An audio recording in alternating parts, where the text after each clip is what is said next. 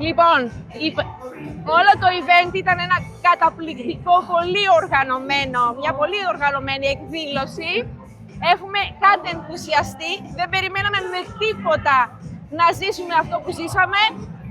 Οργάνωση, εφέ, φώτα, μουσική, χαρά, ενθουσιασμός από όλο τον κόσμο. Bugünkü etkinlikte Isabel'in konuşması bana çok büyük bir ilham verdi. Çünkü Isabel'de Thermomix'te bizim gibi sıfırdan başladı ve yavaş yavaş zirveye çıkan biri oldu. O her zaman çok özel, çok güzel bir motivasyon kaynağı.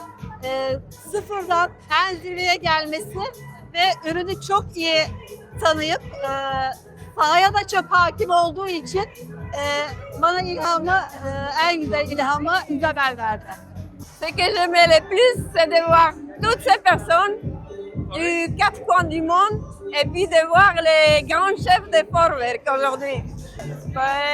Tout le design et puis les grands écrans.